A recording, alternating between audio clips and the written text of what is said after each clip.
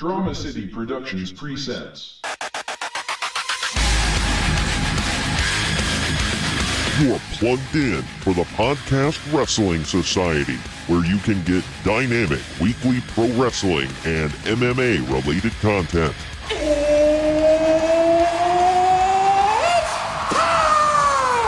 Give us a follow on Facebook, Twitter, and Instagram at PODWRES Society so that you can stay in the know. Faith is the place, and the sky's the limit. And if you like what you hear, give us a 5-star review and hit that subscribe button. Woo! Woo! Woo! Woo! Now, your host, he is the one and only Troy Adams. It's the Podcast Wrestling Society, y'all. Thank you all for joining the Society. I am your loving leader, benevolent host, Midwest Monster, and the man who makes you reach for the sky, boy. I am Troy Adams, y'all. And with me today, he may not know chicken-style kung fu, but he's still my tag team partner. Give it up for the Mark Briscoe to my Jay Briscoe. We dem boys. It's Greg. What up, Greg? What up? This is our last episode before SummerSlam. And actually, by the time this airs, you will be in New York. So how about that? In the NYC.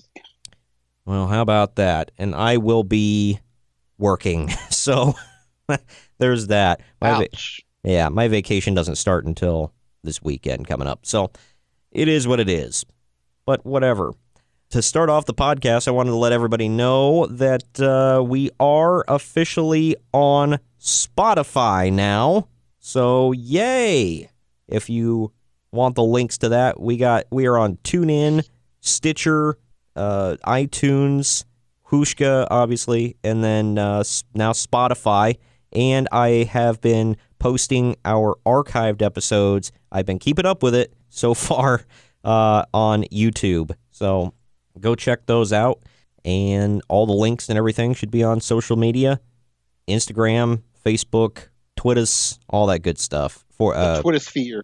Oh yeah, just look for @PodRestSociety. So, and of course, if you want to get some cool swag for the podcast, definitely go to redbubble.com/people/PodRestSociety.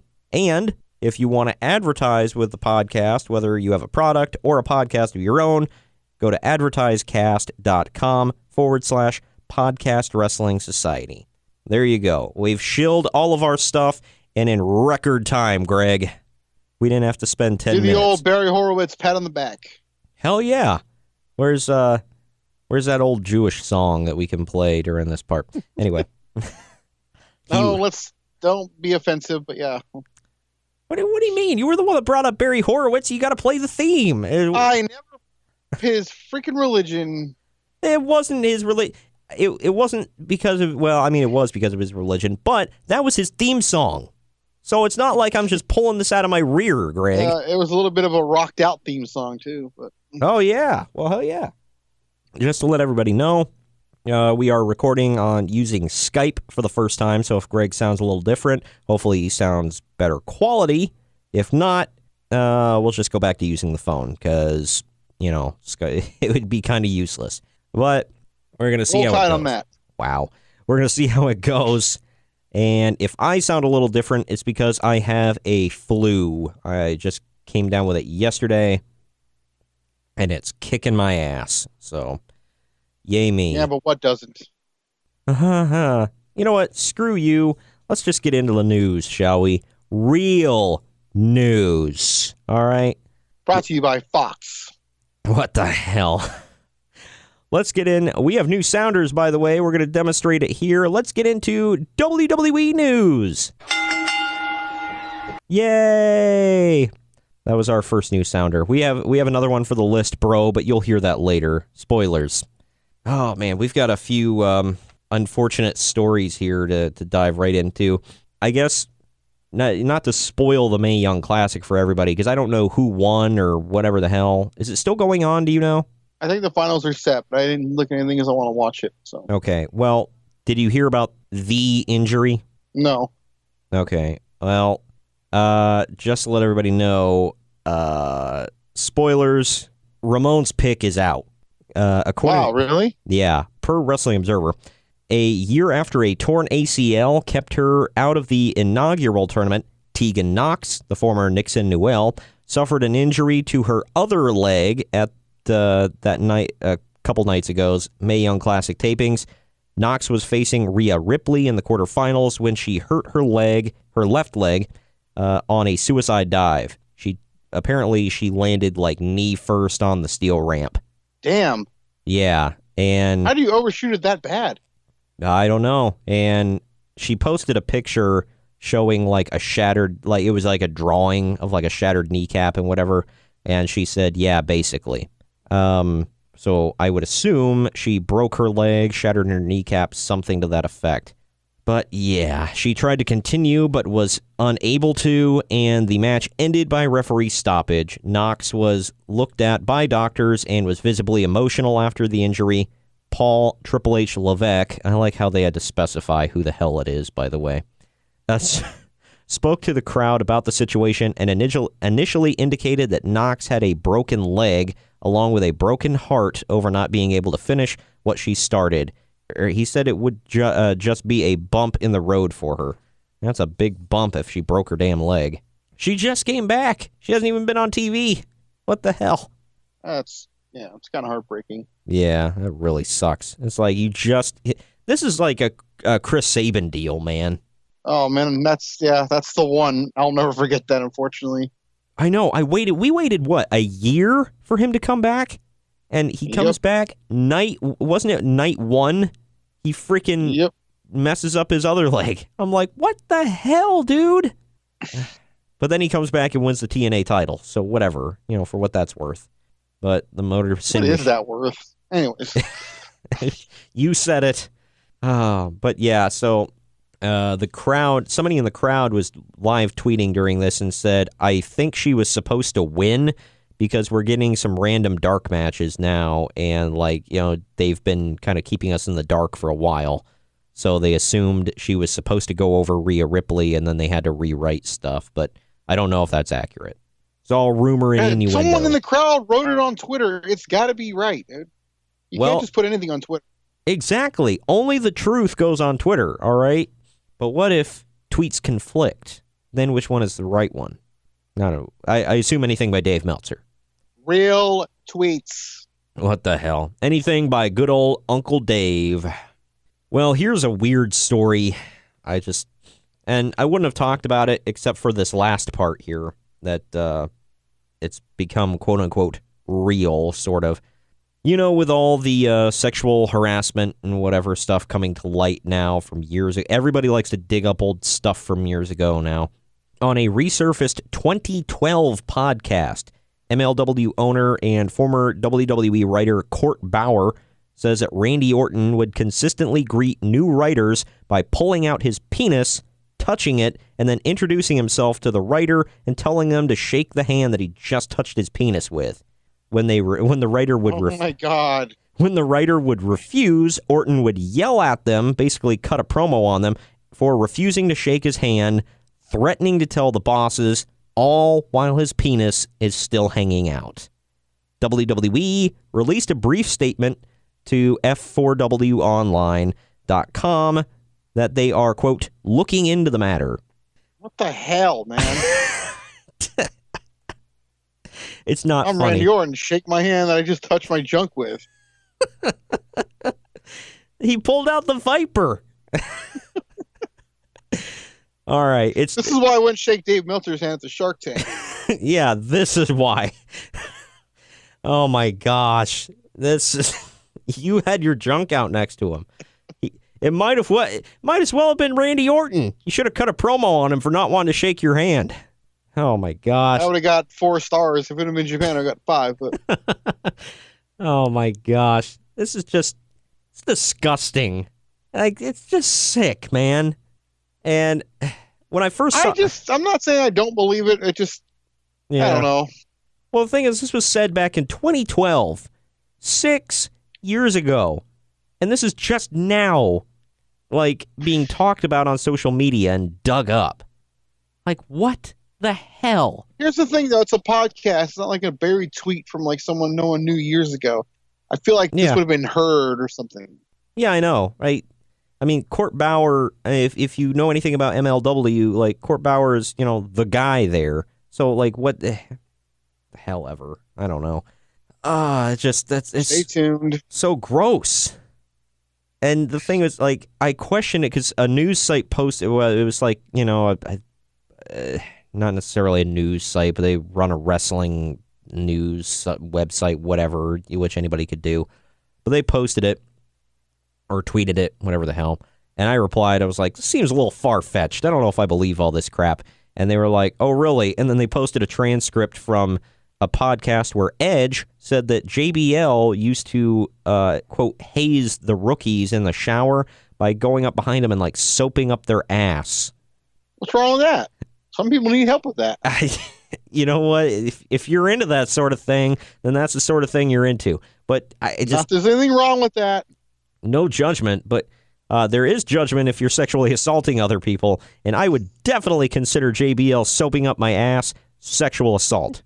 I would, however, not consider Randy Orton shaking my hand with his junk hand sexual assault. So, I don't, dude. If a man is approaching me with his junk out, telling me shake my hand after touching said junk, I may call sexual assault on that one. I don't know. That's just, it's sick. I don't freaking know. Ugh. Things that make you go, ugh. But moving on, running away from that story super quickly. I want to stay on this, man, out of nowhere. Wow. The Viper out of nowhere. Shakes his hand. The junk hand out of nowhere. Like, why is that a bad thing? If you only knew. Oh, my gosh. All right, now we can move on. Yeah. We got in all the crap. The No Holds Barred podcast says that Brock Lesnar met with Vince McMahon prior to Raw 2 weeks ago and said that he wants to work in both WWE and UFC. Man. It's not going to work in UFC. He's going to get the crap beat out of him in UFC. So. Well, that's doing a job. Whatever. That's still working. I mean, that's like saying the Brooklyn Brawler didn't work. This doesn't bode well for us, Greg, because this means that Vince McMahon could get a wild hair up his ass and decide, you know what? At SummerSlam, we're keeping the title on him because he's big and sweaty. So is Roman and Braun. Yeah, but they're not quite, well, Braun maybe, but Roman's not quite as big, and, well, yeah, I don't know. He's borderline sweaty enough, but I don't know. Big sweaty man. What the hell? But I don't. I'm really hoping to God they get that frickin' title off of him. Son of a. By the way, do you think this stuff with Paul Heyman is a red herring, or do you think like they're gonna move him on from Brock? I don't know. I got a feeling he might actually turn on him and help Roman. I don't know. That'd be cool. I don't know. Like, people are talking about he needs to be with the AOP, which I fully agree with, because the AOP are not, like, masters of the mic. Like, what the hell happened with Ellering, man? Like, keep him with he was part of the package. That freaking package. Gotta get it on Monday nights. I did not see that coming. There you go. You didn't see the package coming. Boom, like Randy Orton. There's like another innuendo in there. We're going to leave that alone. What the hell? All right. Well, anyway, speaking of SummerSlam, Rusev and Lana versus Andrade Cien Almas and Zelina Vega has been added to the SummerSlam pre-show. El Idolo! Well, I know you're happy because you get to see your favorite Mexican and Andrade Almas. True story. Oh, man. Not wrong. Zelina friggin' Vega. By the way, did you see her, go off on Twitter? Because apparently people keep thinking that she's still with Austin Aries for some reason. Yeah, it ticks me off, man. They don't realize that her and I are together. Oh, yeah. Hey, her and I are together every time I close my eyes at night. Hey, that counts. I knew you were going to say that. I was waiting for it. Man, you've been on it tonight, man. You've been picking up the signs. All right. An advertisement now lists Jeff Hardy versus Randy Orton for Hell in a Cell. Watch the junk hand, Jeff. That's just going to be that's just going to be a thing. We need to stop. But anyway, though that could the junk hand out of nowhere. Though that could obviously change, and AJ Styles versus Samoa Joe and Roman Reigns versus Kevin Owens has also previously been listed for the show as well. Man, if only that Roman Reigns versus Kevin Owens was for the Universal title. It's gonna be. I have a feeling it's going to be a number one contenders match to see who's going to face Braun at the Survivor Series, which Yeah. I'll probably be at. Man, that means you would have went to WrestleMania, SummerSlam, and Survivor Series all in 1 year. Yeah. That's 3 of the big 5. Yeah. You lucky turd. Well, I'm not going all the way out to California for frickin' Survivor Series. I wish I would have went a couple of years ago when they had Money in the Bank in Columbus, but unfortunately at the time I was a little low on the fundage, so couldn't go. But I'm waiting, man. I'm waiting. Well, last time they brought Fastlane to Columbus last time, and I was like, you know what? I'll pass. Turned out to be. Well, a you're good going to show, get but- a lot of HCW shows, though. I mean, you're going to have your pick of litter, dude. Oh my gosh, yeah. They're not going to have the big 5. They're going to have the big 12, meaning that every pay-per-view all year round is going to be the big ones, all right? We got a couple more coming for you, by the way. More than just a Dayton with Destiny and Rumble in the Jungle. We've got some more shows lined up. These are going to be T-shirts, by the way. More T-shirt ideas. You've given me some, man. I wish we were joking around about all this. Oh, my God. Look, there's nothing funny about HCW. This is serious business, okay? Real news, big league. All right, moving the hell on as quickly as possible. Well, speaking of Kevin Owens, I guess John Cena versus Kevin Owens has been booked for WWE Super Showdown in Melbourne, Australia. Did you see that? Yeah. I'm super excited about this because I'm sure you remember those awesome matches between those two when Kevin Owens first got called up? Oh, yeah, vividly. Man. Well, technically, he wasn't even called up yet when they first started feuding. He was still NXT champ. Oh, yeah, he was still the NXT champ. Yeah. So, this is, man. Yeah, because he lost the title when we were at NXT, and then he was at SummerSlam the next night, remember? Yep. Yeah, we were talking about, he's going to be a double champion, and he wasn't, but it was still cool to think about. But, yeah, I'm just hoping 100,000 people, man, in that stadium. I hope they tear it up like I know they can, and I hope Cena's got his working shoes on, his working Reeboks on, man. Oh, man. Brad Shepard says that WWE apparently waited too long to pick a city for WrestleMania 35, which sounds odd, and they're now having problems finding a location for access. They've apparently considered doing, quote, multiple store locations or a smaller version of it. That sounds insane to me. Like, right? Yeah. And this takes so long. I mean, they're in New York. How hard could it be?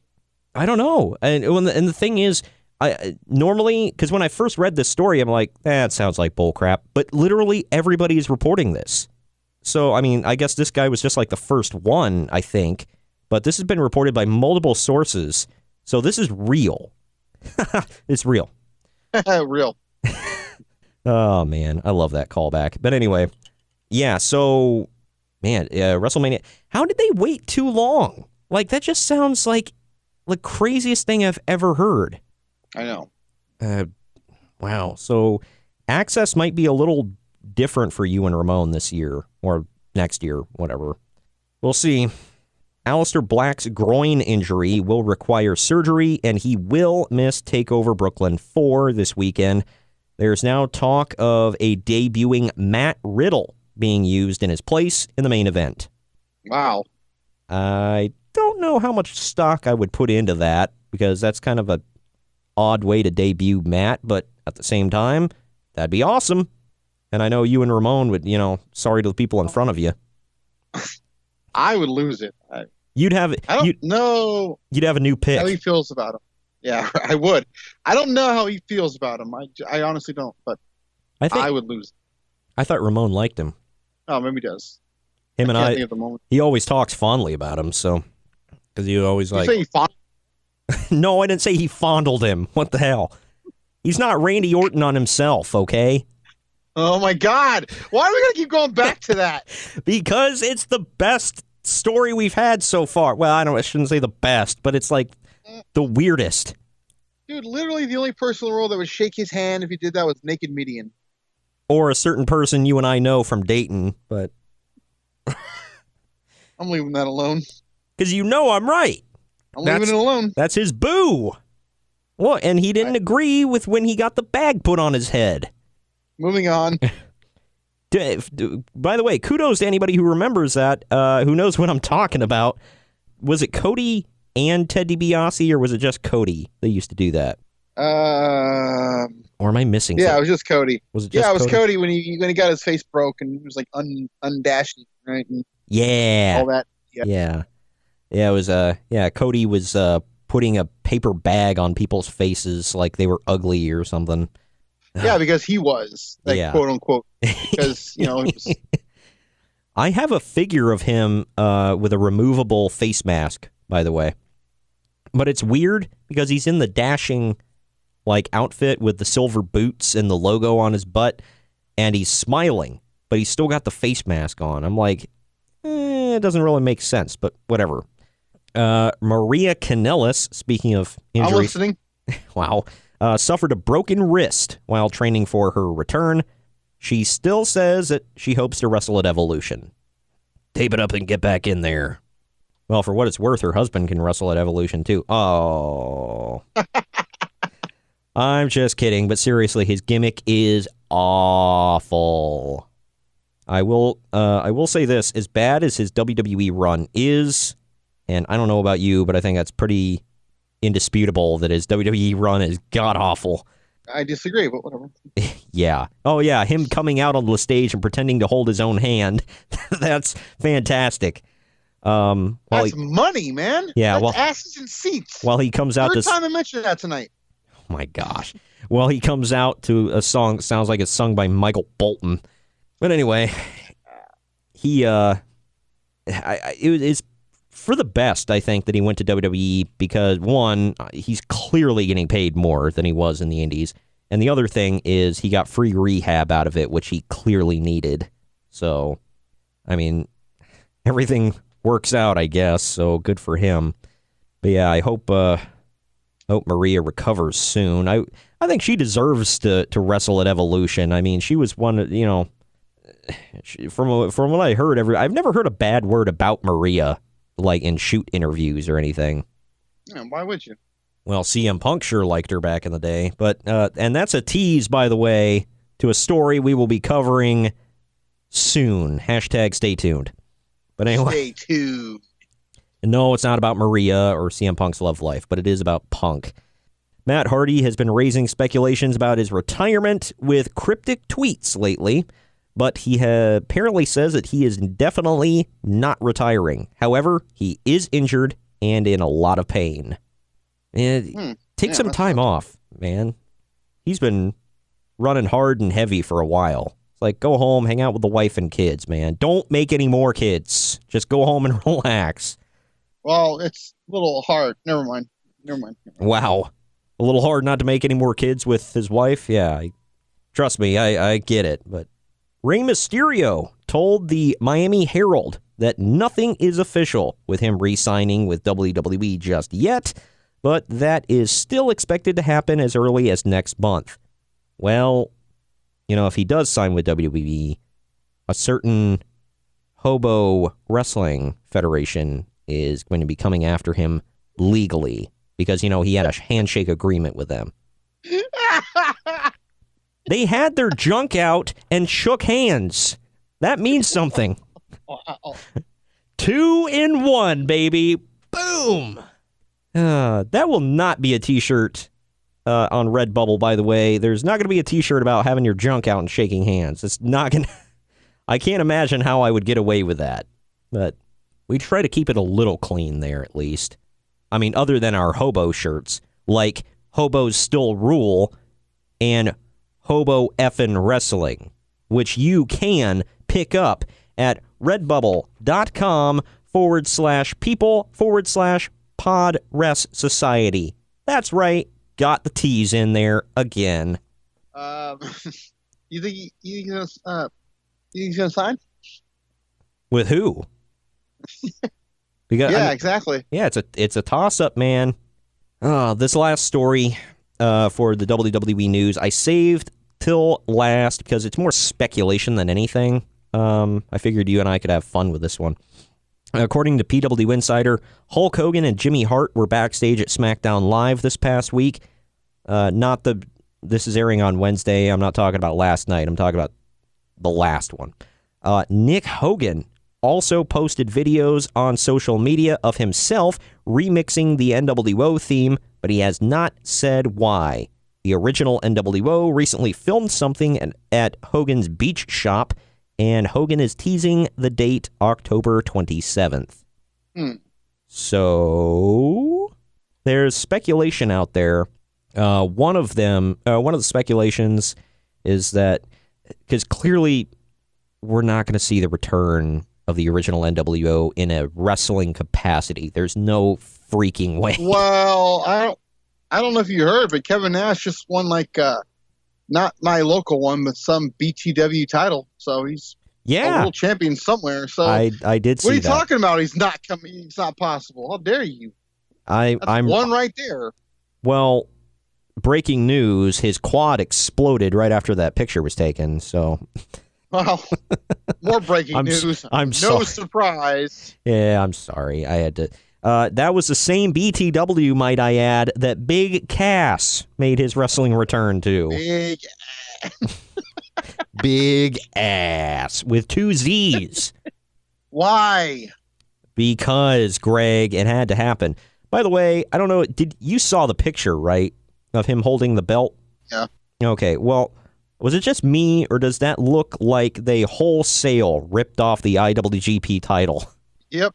I was holy crap. That's what I thought he was holding when I first saw it. I'm like, what the hell am I looking at? I know. I was like okay. Yeah, that makes more sense. But I was like, dude, they basically took the IWGP title, pulled off the letters IWGP, and slapped on Big Time Wrestling. Oh, mother of God. If only God could help us right now. What is going on at BTW, man? Kevin Nash is their champion. Big Cass made his wrestling return there as Big Cass with 2 Z's. I like how you have to make sure to point that out. I do. Big Cass, yeah, the double Z man. That's like right along the lines of Relic, which of course is killer spelled backwards. Or Red Rum, which is murder spelled backwards. That was his indie name, by the way. I'm not joking. This is not a rib. This is real. Wow. Nice callback. Twice. Got it in. Boom. But, I mean, Hogan's not going to wrestle. There's no way WWE would ever let him wrestle. Although Eric Bischoff on his podcast, 83 Weeks, did say... Available now in the archives. Wow. Good grief. But he did say... he's like, I know how Hogan's mind works, and I'm paraphrasing him here, but he said, I know how Hogan works, and he said, if Vince McMahon called him right now and said, hey, Terry, we got something for you, we want you to return to the ring, what kind of shape are you in? He's like, I know what the answer should be, but what the answer would be is, oh, I'm in great shape, brother, sure, I can do it. He's like, but the answer should be, hell no, I'm not getting back in the ring. And then, of course, Scott Hall is in no shape to compete in anything. So, opinion. I still will never forget when I was watching whatever Bound for Glory or some TNA pay-per-view, and him and Six-Pac were taking on the Dudley Boys, and his freaking gut was hanging over his trunks and everything. somebody in the chat board said, good to see Scott Hall got in shape for this one. I'll never forget that. But the speculation is that there's going to be a new World Order that the old New World Order is going to introduce on television. I don't know. I'm just thinking of the possibilities right now. The Hobo World Order. I'm thinking, Titus O'Neil, Apollo Crews, and Kurt Hawkins are off the top of my head, but Well, that's a given, Greg. That one's too obvious. Come on now, think. All right, I'll think. Sorry. Use your brain, damn it. Be more original. But anyway, yeah. So that's that. Oh my God, this is so stupid. It is. But seriously, that is a speculation, though. Those three, really? No. I mean the new World Order. God. All right, I'm done. I'm sorry. Holy hell! This went off the rails quick. Well, that's all the WWE news that I have. Did you have anything else, like WWE related at least? No, I mean that whole thing about Brian Christopher's death not being a suicide, a rumor apparently. No, they proved it was suicide. Saw that, but no, I didn't. No, they're working on it, I guess, but they're still investigating. I don't know how it couldn't be. I mean, I don't know.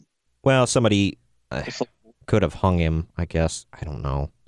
That's sad. Did you see some indie show that he was working? I guess Jerry Lawler wore the Grandmaster Sexay vest to the ring. Yeah, I did. Yeah, that was sad. And then he faced frickin' James Ellsworth. Like, good grief. That makes it a little worse. But that's a tribute and a half, man. Oh, of course, yeah. Oh my gosh. But yeah, that whole thing is just so sad. I was listening to a little bit of the King's podcast when he was talking about the whole situation. It was just, it's bad. But yeah, so that's all I got for WWE news. I guess we should move on to lighter topics, right? Oh, yeah. What can that possibly mean? Well, we're going to move on to the list, bro. Do you even list, bro? I don't know, bro. But, hey, if you have the look, bro, and you want a different look, bro, redbubble.com/people/podrest society. Boom, got it in again. Roll Tide on that. Get a t-shirt, a clock, a phone case, stickers. Man, it's a ton of stuff. And it's not badly priced, if I do say so myself. I will not give you a personal phone call if you buy from us, but I will give you... I will slip into your DMs on Twitter. How about that? And, slip it in the DMs. What? All right, I'm moving on. Anyway, this week... What did I say so wrong? Slip it in the DMs. Yeah. Why do you gotta take it so weird? Yeah, I took it weird. It wasn't just delivered super weird. Whatever. Yeah, I'm glad we got that hashed out. Just shut up.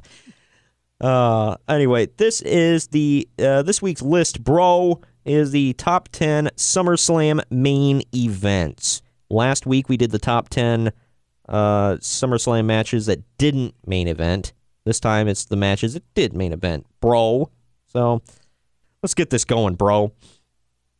Number 10, I said the 2003 Elimination Chamber match for the World's Heavyweight title. Triple H versus Kevin Nash versus Chris Jericho versus Randy Orton versus Goldberg versus Shawn Michaels. I thought... The wrong guy won. Wow. I thought Rob Van Dam was in there, but was he not in this one? Or no, he wrestled Kane that one. Okay, yeah. So he was in the next one, right? I think that was the one where he crushed Triple H's throat. That was in the very first one. Okay, so all right, yeah, this was the one Triple H won, right then, where he nailed Goldberg with the sledge. Yeah. Okie doke. Anyway, I did not like the ending whatsoever. I thought it was kind of meh, but I mean, whatever. It was still a good match. Wasn't this the one where frickin' Nash debuted the buzz cut? Yeah, he was getting ready to go film the Punisher. Yeah, that epic role that he had as the Russian. Yeah. Anyway, moving on quickly. Number 9. The Rock versus Brock Lesnar, 2002 for the WWE Undisputed title. Good match. I forgot just how good that was. Yeah. It wasn't as good as the match that went on before it, the Shawn Michaels return, but it was really damn good. So, in all honesty, I've been wanting to see The Rock return to take on Brock Lesnar, but I kind of don't want to see it because with the way Brock's been, I don't know how good that match would even be nowadays. Might kind of sully it for me. Is it wrong that I just want him gone? Brock? Yeah. Yeah. I don't know. Oh, I'm so sorry. I lazy. didn't. It's wrong, I guess. Okay. No, it's the thing. I know what you meant. Part of it is him being lazy that's ruined it for me, and part of it is I think WWE is freaking ruined him because I think they've been in this quest to. They're like, look, if we make people hate him really bad, maybe they'll cheer for Roman. As in contrast, it's like, no, you're just kind of making us hate Brock Lesnar and kind of ruining his star power. Like, he's boring. He's boring. Heyman's gotten boring, and I never thought I would say that. I'm not entertained by a Brock Lesnar segment anymore. It's the same thing. Oh, whatever. He's lazy. Number 8, I said The Undertaker versus Bret Hart with special guest referee Shawn Michaels, 1997 for the WWE title. Hated it. Heart and soul. Someone did get a loogie in their face, and it wasn't Vince McMahon. But, wow, if you think about it, 2 people in 2 back-to-back gigantic pay-per-views got loogies in their face from Bret Hart this year. Oh, man. But, yeah, great match. Those are 3 of the best wrestlers ever in the same ring, so there you go. This next one. It's about time The Undertaker got on a good SummerSlam list. I know. I feel so bad because he's so good, and then he's been slipped in just like such terrible positions. But there you go. He does make my list later, by the way. Spoilers. Number 7, Randy Orton versus nobody, 2004 for the World's Heavyweight Championship. Oh, nobody. That's the special agent in the Fast and Furious movies right now. Wow. It's Randy Orton versus Stevie Richards for the World's Heavyweight Champion. I'm just kidding. Russell. I'm just kidding. It was Chris Benoit defending against Randy Orton, and that match. Great. This podcast was a great while it lasted. We're getting thrown off. Yeah. Oh man. Well, what are you talking about? I already threw myself off. Oh, wait. Oh, sorry. Never mind. But yeah. Yeah, we were talking about Maria Kanellis earlier. I think. Never mind. Holy hell. This went off the rails quicker than Randy Orton pulling out his junk in front of a writer. But that's like 4 times. Boom, in the same chunk. Oh, there was a chunk, all right. Gonna make me blow chunks. Keep talking about it. But yeah, so that was when Randy Orton first showed off his SummerSlam NRB, and oh yeah, that's one of your favorite hashtags in history, I believe. Yep, he became the youngest world champion in history and debuted the annual SummerSlam Chub, I guess. I can't think of a better way to put it. But yeah, the NRB. So yeah, I guess it wasn't just the writers who got to see it at that show. Not only is this like the 5th time like his thing is coming up, but like this is like Giggity. 2 different contexts, man. I know. So I'm gonna play a coach, and I'm gonna say the words of this week's podcast is Randy Orton's manhood. Yeah, exactly. We're gonna get hashtag junk hand trending. All right, everybody out there in the Twitter sphere, hashtag junk hand and hashtag Randy Orton's NRB. Moving on. Well, TJ will tweet out NRB and what it means if you want to know. Just go on UrbanDictionary.com. Look it up. Just look it up. I guarantee it's on there. Number 6. This is my second special guest referee match of the list, bro. John Cena versus CM Punk. Special guest referee Triple H. 2011 Undisputed WWE Championship. Special guest referee match. This was part of the Summer of Punk. Both of them had their WWE titles after Punk walked, quote-unquote, left with the WWE Championship, put it in his refrigerator and all that good stuff. And then John Cena took a big old crap on Rey Mysterio on Raw to become the WWE champ. Hey, Rey Mysterio, you just won this grueling tournament to become the WWE champion. What are you going to do now? Job out to John Cena? That's right. I'm still trying to figure out why that was called the Summer of Punk. He didn't really do anything significant, except for those two things. Because he feuded with John Cena. He was because he came into his own then. He dropped the pipe bomb. He had the Money in the Bank moment. He had the SummerSlam moment. He was like the most talked about thing that summer. So that's why.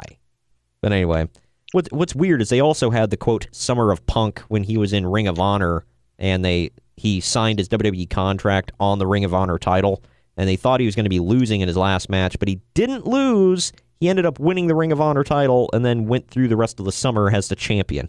So, but anyway, moving on. Numero, what's 5 in Spanish? Cinco. There you go. Figured I'd ask. Stone Cold Steve Austin defends the WWE title against The Undertaker, 1998. There's that back-to-back matches we talked about. He deserved it. Yeah, after the crap he had to suffer in the previous years. That kid worked hard. He deserved it. He put in, he talked about paying your dues in August, man. But what was really due? What did he do to make, I don't know. What did he do to have to pay his dues? Yeah. Hell if I know. But at least those dues. I don't know, but by God, he did. Man, but yeah, so that's the second Undertaker sighting we've got on this list. Number 4. It's Jeff Hardy defending the World Heavyweight Championship against CM Punk. TLC match, 2009. Second Punk match I got on there. Yeah. That was one of my favorite CM Punk rivalries of his whole WWE tenure because it was real. These guys really disliked each other. And it's because Jeff Hardy had substance abuse issues and Punk was super straight edge. So they were like polar opposites. Number 3. I'm better than you. Yeah. Number 3, I guess technically this wasn't the main event, but it was. John Cena defends the WWE title against Daniel Bryan, 2013. Man, that was one of the better matches I've ever seen from Cena. Yeah, it was fantastic. Both of these guys had their working boots on. Daniel Bryan finally won the WWE title, only to be squashed by by Triple H and Orton right afterwards. I forgot to mention that. Triple H was a special guest referee in this, but it's a damn good match. You can go back on WWE Network in the archives and check that one out. My best Roll Tide. Yeah, that's my best Conrad impression. Number 2, The Undertaker versus Edge, 2008. Hell in a Cell. Sweaty cell. What the hell? Wasn't that the one where Edge got sent straight to hell? Yep. My God, he sent him straight to hell. And man, that match was phenomenal, I gotta say. I mean, well, Undertaker and Edge, but still. And number 1, Bret Hart defends the Intercontinental Championship against British Bulldog Davey Boy Smith, 1992 in Wembley Stadium. Well, the main event was technically Nails and Virgil, but... Okay. Shut up. Oh, man. But, yeah, that match was phenomenal. And if you believe the Bret Hart story, Bulldog was hella out of it on drugs and no sleep. And he forgot the whole match, and Bret had to walk him through it. If that's true, man, 1, kudos to Bret. 2, kudos to Bulldog for looking so damn good while he's really out of it. I suspect Bret may be talking himself up a little bit, but... Whoa. Are you trying to say that Bret Hart puts himself over at the expense of other people? You watch your damn mouth. That's not what I said. How dare you say that? Oh, wait, that's what I said? Oh, I'm sorry. Never mind. 4 out of 10. It was overseas, dude. So, I mean, it's close to Japan. Not close enough, damn it. 4 out of 10. Side note on that, I remember an interview with Bret when he said Oh, Davey winning, he thought it was his moment, but it was really my moment. Oh, my God. Because I'm moving on. Yeah. Piece of crap. How dare you? Like, he just won the Intercontinental title on the main event of the second biggest show of the year in his home country. Shut up. Yep. Whatever. But anyway, that's my list, bro. We're going to take a quick commercial break, I guess, to let you know about another podcast here on the Drama City Productions Network. When we come back, we will have Impact news, which is your favorite. Big news. I'm shaking. Big news from big league news from elsewhere in the wrestling world. And I'm not overhyping it. We really do have some big news. We're going to wrap it up with some MMA news. And then, of course, Greg's list, bro. And then we will wrap this podcast up with Kyle and I giving our predictions for this weekend at NXT TakeOver Brooklyn 4 and SummerSlam 2018. We'll be right back. Drama City Productions presents. Hey, it's Ben here, host of the Regular Stories podcast, a podcast where I interview interesting people about their lives. These are not celebrities, they're not the elite. These are regular people, and these are their stories. You can follow us on Facebook at Regular Stories and on Instagram at Regular Stories. We are everywhere that you can get a podcast. We are on iTunes, Google Play, Stitcher, TuneIn, just about everywhere else. Look up Regular Stories Podcast. And we are back to discuss Greg's favorite thing in the world besides HCW. It is Impact Wrestling news, baby. It actually comes number 3 behind HCW and Naked Midian, but whatever. Oh, well, excuse me. I forgot. It's okay. It happens. You are the president of the Naked Midian fan club, so, we have a T-shirt that says so. Yeah. Win. We only have one Impact Wrestling news story this week. I know you're disappointed. I am, but I got over it. But it is kind of apropos. Impact Wrestling viewership dropped 32% this past week. They posted their third lowest viewership since debuting on Pop TV. I don't know one pop for that. Oh, wow. That, yeah, I just, All right, I don't really know what to say about that. Moving on to more important things. Here it is. How is it just now being the lowest rating? Yeah, third lowest. All right, so that means they've done worse than this, believe it or not. So it's not the worst thing we've ever seen. Nope, but it's damn close. I guess we should move on to the news from elsewhere, bro. Real quick, I like how it's WWE, TNA, and elsewhere. Yeah, well, because there's not enough news, like from each federation separately. It's kind of annoying to be like, well, this is from this and this is from that and blah, blah, blah. So I just kind of throw it all together and make one large chunk of news, bro.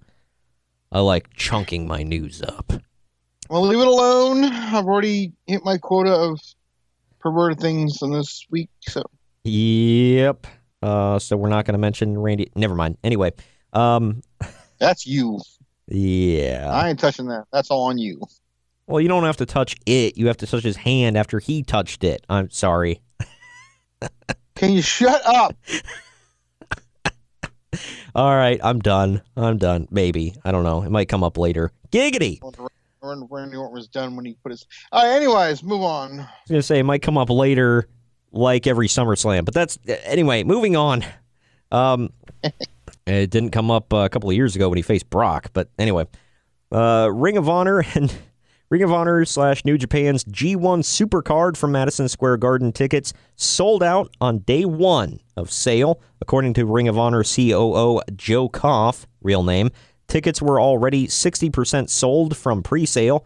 There's plenty of speculation going around that with tickets moving so well, WWE will ramp up efforts to sign bigger independent stars who might otherwise appear on that show. That includes the likes of Kenny Omega and the Young Bucks. There's a lot. Oh, man. Can we just put it out there that the reason this sold out so quickly is because all those people are dedicated to going to New York for WrestleMania as it is. Well, that's okay. why it sold out. Okay, and that's I'm going to stick straight to that. Well, okay. Nothing's going to change my opinion. I get that, and you're not completely wrong here. However, one, there's a lot of meat on this story that we could talk about. But I said this on Twitter before.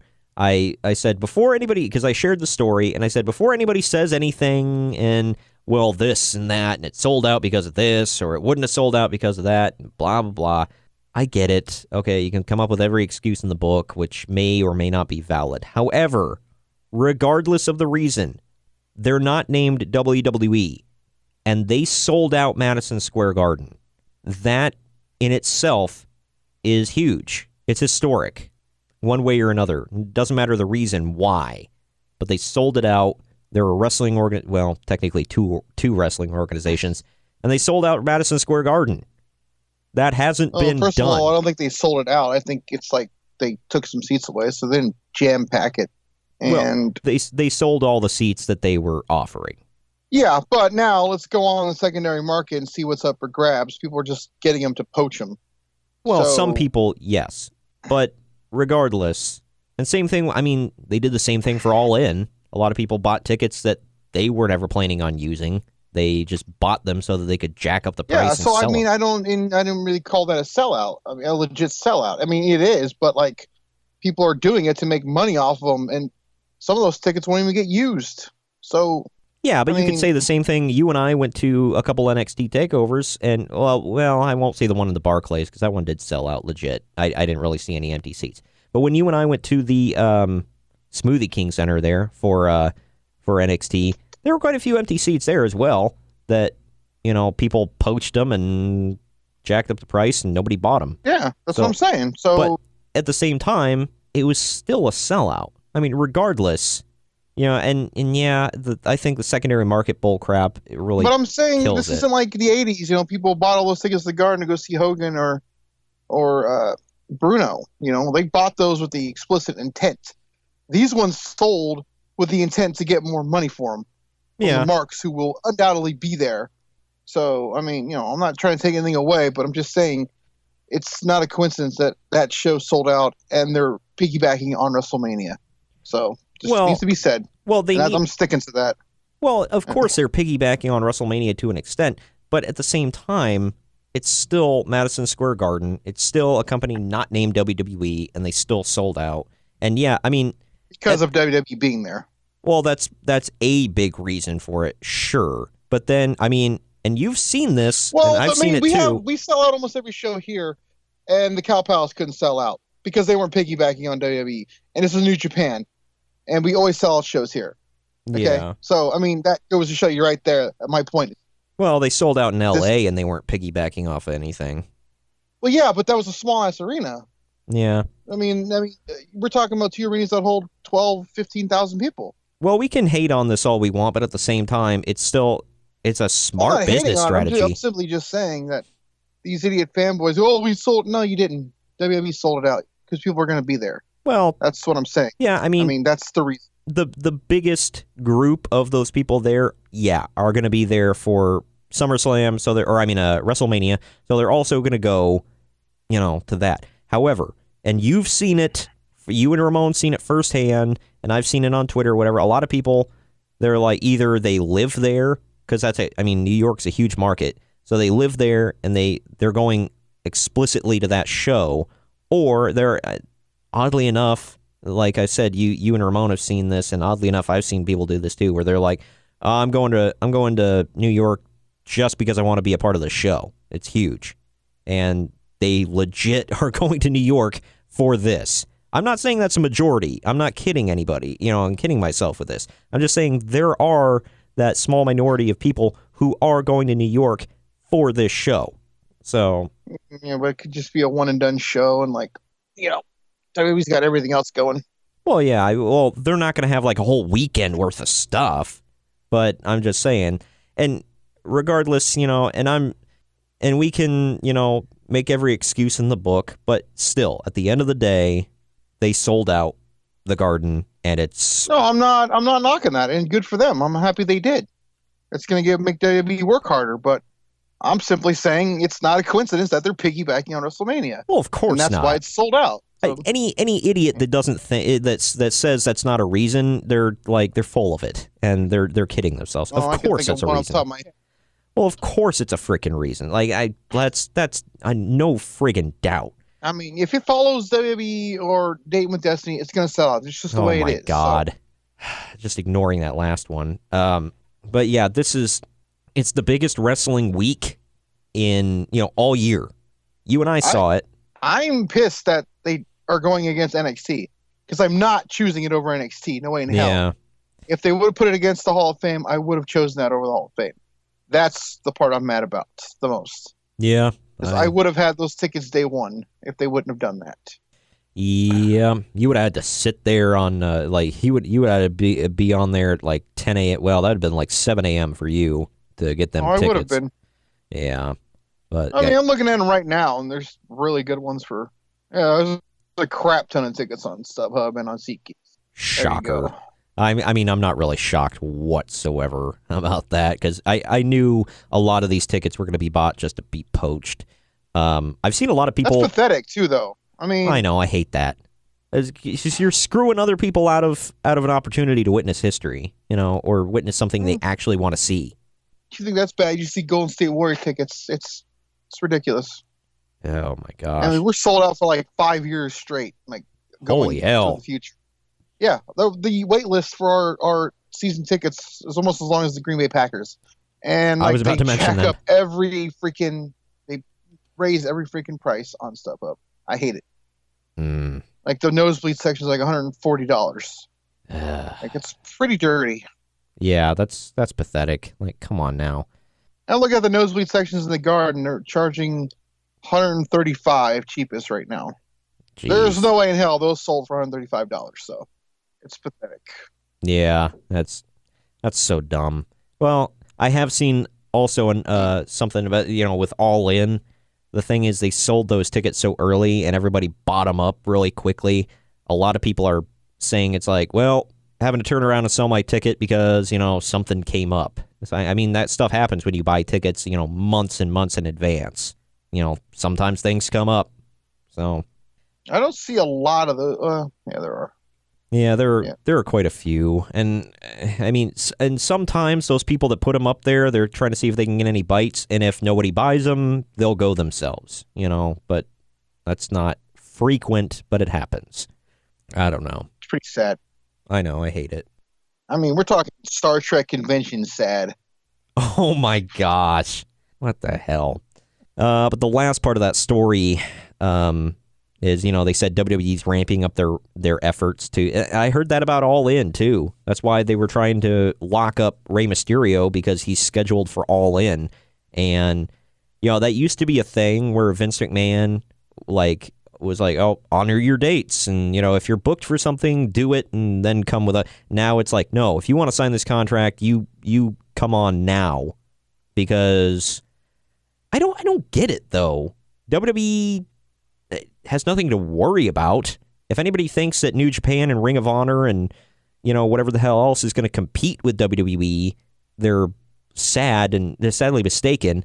But I think it's WWE's pissed off because for years they have had nothing resembling competition. And now, they're the new guys, well, I guess technically the new kids in town are selling out arenas, which nobody's done in the U.S. since WCW shut down. I don't get the reasoning for it. What I don't get about it is they're not doing it at a rapid rate. It's not like they're selling out every Monday night like Raw does. So. Yeah, I don't. But apparently this is really going up Vince's ass sideways, with a red hot poker, and it's just why? What? Oh, it is the Garden too. You got to take that into account. That part, okay, I get. But the All In show, apparently he was all pissed off about. It's who cares? It's not even an arena that they run. So I don't get it. He's going to eventually poach Omega and the Bucks, so it's whatever. Well, from what and people are comparing them, they're man, this sounds like WCW, because that's what WCW used to stockpile talent that they never freaking used. And I said, yeah, but the difference here is WWE has no repercussions of if they sign somebody and just send them to the Performance Center and not use them, or keep them down in NXT and not use them, they have no repercussions. WCW had to keep shelling out money for talent that they weren't using or using incorrectly, and it eventually caught up with them. It's not going to matter for WWE. There's nobody else. So, yeah, WWE doesn't have to worry about consequences with this kind of stuff. So it's different. And, it's I have them and you don't. That's it. Yeah, and it's sad in my opinion, but it's a fact. Yeah, you can say that, but no one forced that guy to put their pen to paper. So yeah, well, that's the number one thing you should take into account. Oh, Don't yeah, go straight to WWE took him, or the guy signed the contract. So blame him more than WWE. And he was not forced to do it. I don't blame these people for. If your whole thing is, look, I want to make a lot of money in the business, it doesn't really matter to me about the whole, winning titles and whatever the hell else, then sure, yeah, by all means, get it while it's good, man. If WWE's offering you a check with a whole lot of zeros at the end of it, by God, you can only take so many bumps in your life, but still, I don't know. Whatever, it is what it is. But yeah, speaking of All In, it will air live at 7 p.m. Eastern, which is 4 p.m. Eastern, or 4 p.m. Pacific for you out there, Greg. It will air live at 7 p.m. Eastern on pay-per-view, Fight TV, and the Honor Club here in America. And rumor has it will air. Good luck watching it, that means. Yeah. If it's on pay-per-view and Fight, then I assume it's going to be good. On the Honor Club, not so much. There's also a rumor that in Japan, it will air live on New Japan World. So you can watch it in the Land of the Rising Sun. A pre-show called All In 0 Hour will air at 6 p.m. Eastern, 3 p.m. Pacific, on WGN America, which... I wish I could go to the block party with Flip Gordon, all outs. That's hilarious. How much you want to bet they did that specifically so that he could name his block party that? And he's technically booked, so there you go. Yep. He's going to be hashtag all out. But yeah, I was going to say hands up if you remember that WGN America is a channel. I have that channel. I'm sure I do too, because I have the top package with Spectrum. But I would have to do a search to find out what the frick that channel even is, because I don't know. But yeah, so I will try to be watching that live. Last all in story that I have. Kenny Omega versus Pentagon Jr. is expected to be announced for All In at some point in the very near future. PW Insider says that Omega versus Rey Mysterio was planned at one point, but that was obviously changed. Quick, get another masked luchador. Pentagon. They come a dime a dozen. Pentagon, what are you doing? Nothing? Get in there with Kenny. Man, not Rey Fenix, Pentagon Jr. All right. Which, he's more over. He used to be over, bro. And when he was not over, I cried, bro. What the hell? But yeah, so Kenny Omega versus Pentagon Jr. Expect that to be a thing soon, possibly, for All In. Kind of a odd matchup, but whatever, right? What did Kenny tell him? It's like, I'll only do the show if I get to face a luchador. Yes. That's a weird thing to have in your contract, but whatever. MLW story, I just wanted to, because this is a local boy, and you'll recognize the name. MLW has signed Brian Pillman Jr. to a long-term deal. Have you seen Brian Pillman Jr.? No, we were going to at a local APW show, but he got hurt and had to pull out. So he's a big kid. So he's like, not height-wise, but like bulk-wise, he's like twice the size of Brian, I would say, or at least as big. He doesn't look as lean as Brian, but he's a thick dude. But he has the same hair as his dad, dresses like his dad. He at my radio station, he actually came in for an interview one day and was wearing his dad's Hollywood Blondes vest. It's pretty cool. I'm a little jealous. Right? By the way, I just saw on Twitter, apparently New Japan announced that the Tokyo Dome show for the first time will not be held on January 2nd. It'll be held on January 4th, which is a Friday. So apparently, I would assume they're moving it to correspond with the weekend. So I think that's smart. I think it's kind of dumb just to plop the show in the middle of the week. I don't know. Yeah, I never got that either. It's like, who the hell is going to stay up on a Wednesday night at 2 a.m. to watch? Wrestle Kingdom, whatever. It doesn't matter. Guys with the look, bro, they will definitely stay up. Yeah, well, and if you guys want the look, bro, definitely go to redbubble.com/people/Pod Society. Pick yourself up some Podcast Wrestling Society swag. You can even wait for your call from TJ. Wait for him to slip into your DMs. And you can even get a t-shirt that says "The Look, Bro." So yeah, get on that hotness.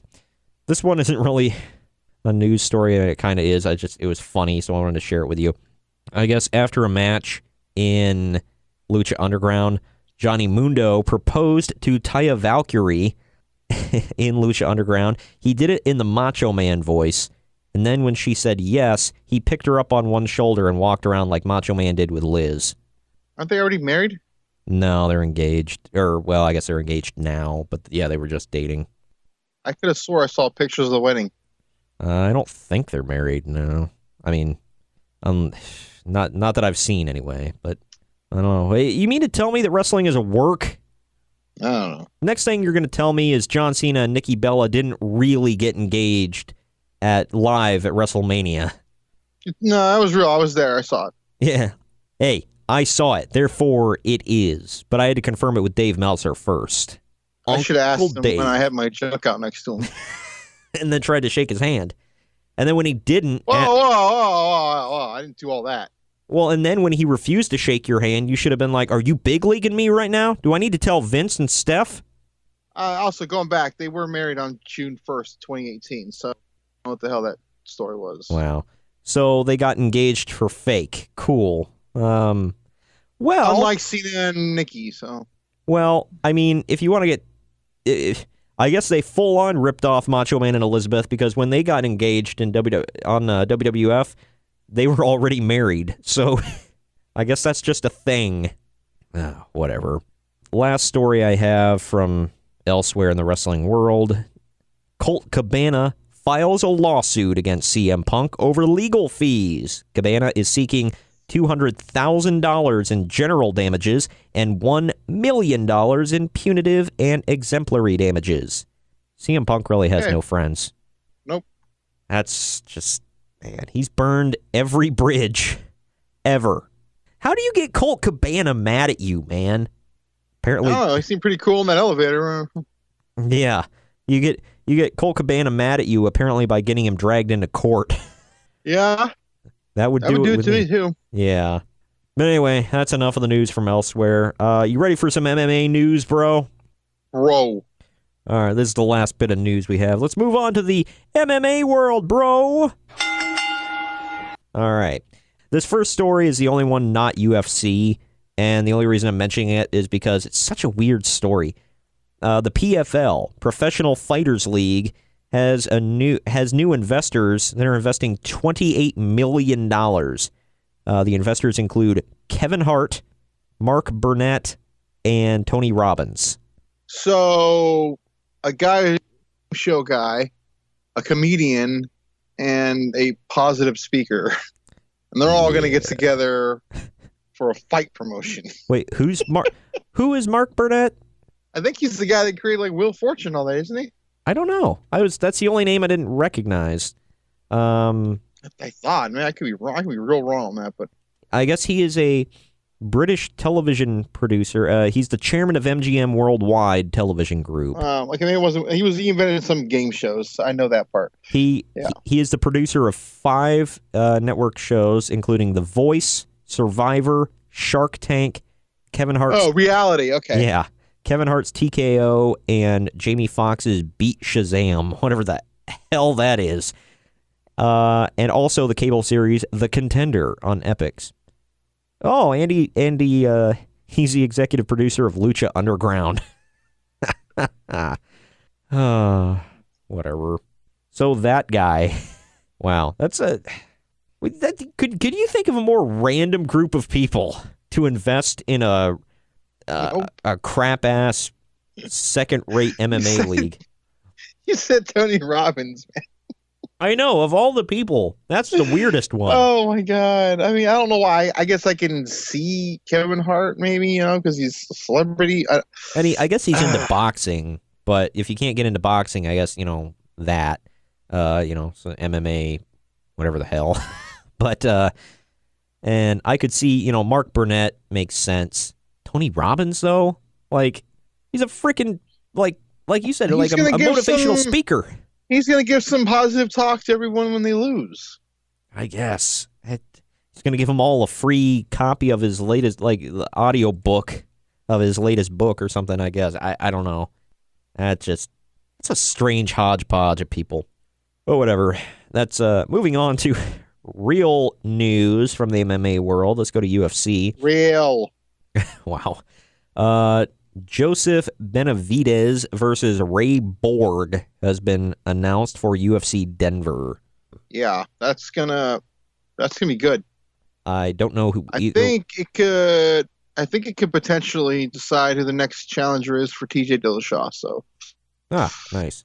Well, I've heard of Joseph Benavidez. I've not heard of Ray Borg. Is he good? Yeah, he's pretty good. Yeah. All right. He's one of the top flyweights in the world. Well, I would assume. I mean, actually, I didn't mean TJ Dillashaw, by the way. And next for Henry Cejudo. Oh, right. Oh, I was gonna say, isn't Cejudo? I thought he was taking on Dillashaw next.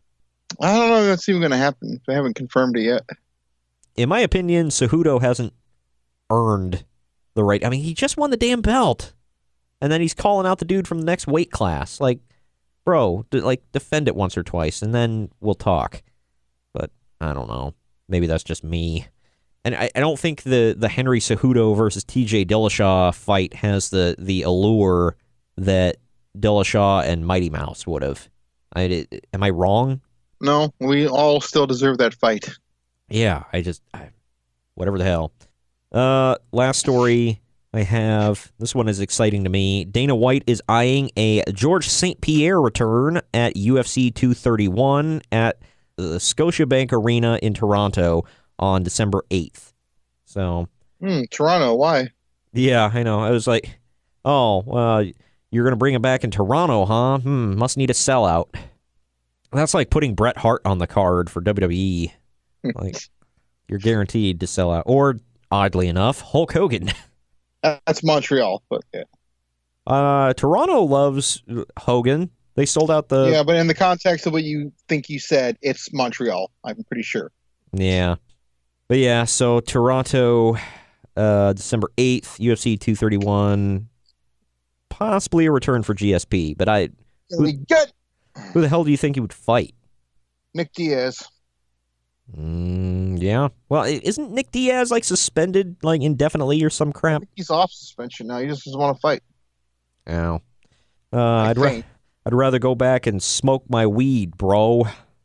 Whatever. Dude, when my weed flushed down the toilet, I cried, bro. What the hell? Oh man. What was the Vince Russo meme I sent to you where it was like, I showed you my pole, now you show me your swerve, bro. Oh man. And then you were like, well, you sent me that. Or you were like, I can't unsee that or something like that. Nope. Oh man. But anyway, Greg, you got your list ready, bro? Bro, it's been ready. Oh hell yeah. Let's get ready for the list, bro. All right, what you got, bro? I got a list. Oh yeah, do you have a freaking list, bro? I list, okay? All right, number 10. How much do you even list, bro? At least 10 a week. Wow. That is true. Number 10, I said Austin Undertaker from 1998. Wow, 10. All right. Yeah. Well, now it makes go from there. No, I was going to say, now I'm anxious to see what your other ones are. Number 9, I said Undertaker and Bret Hart from 1990. Oh, yeah. Hart. That's like the third time we've mentioned Heart and Soul recently. It was it was a good event. Yeah, although I think the most memorable part is Austin damn near being crippled, but yeah, that let's just say that event had its ups and downs. Mainly the down part. Okay. Yeah. Wow. Straight to his ass with his head. Why? I'll never get it. Yeah, and Austin said he thought he was joking when he told him that. Because he was like, going to your knees, right? No, I'm going to my ass. He was like, but seriously, you're dropping to your knees? He's like, no, I'm dropping to my ass. And he thought, I'm like, I would have flat out told him, it's like, if you drop, I swear to God, I'm going to kill you if you do that crap. We're talking about, I damn near killed him. Oh, I know. Sad. But yeah, it's kind of funny you've had already 2 Undertaker sightings on your list there, Nelly Brotato. Wow. Number 8, CM Punk, Jeff Hardy, ladder match, 2009. TLC match, bro. But yeah, that was great. That one also, The Undertaker returned at the end, so that's 3 in a row with The Undertaker. Yeah, holy hell. Yeah.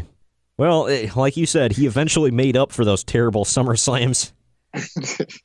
Number 7, Randy Orton, John Cena, 2007. Yeah, I almost added that one to my list, but I'm like, dude, there's just been so many other damn matches. And I, in the last list, bro, I added a Cena Orton match that didn't main event. So. Oh yeah, that's right. Man, how many times have they freaking faced each other throughout their careers? Like, holy hell. Couple hundred. Yeah, I'd say. Number 6, I said Edge and Cena from 2006. Oh man, I forgot about that one. Yeah, that's another one of them rivalries. Like every time those two touched, it was just fantastic stuff. Which is good. Big league, Brotang clan. We're building a wall around Boston, and Canada's paying for it. What the hell? I don't know what to say about that one. Cena and Edge. There you go. Yeah, I get it. Number 5. Undertaker and Edge, Hell in a Cell, 2008. Man, 5. And that's the second Edge sighting we've had. Huh. And technically, the 4th Undertaker. Yep. A lot of Taker, a lot of Edge. Oh, yeah.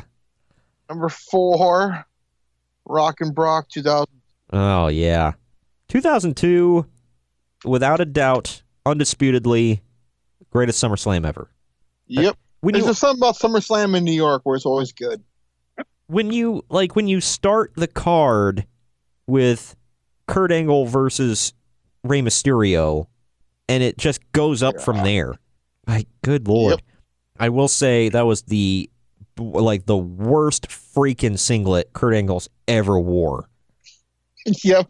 Looked like a candy striper in a hospital. Yeah, exactly. For those of you that don't remember, it was like the white and and red pinstripes. If you don't remember, the toy is out, so you can go pick that up. Oh, who the hell is gonna buy that?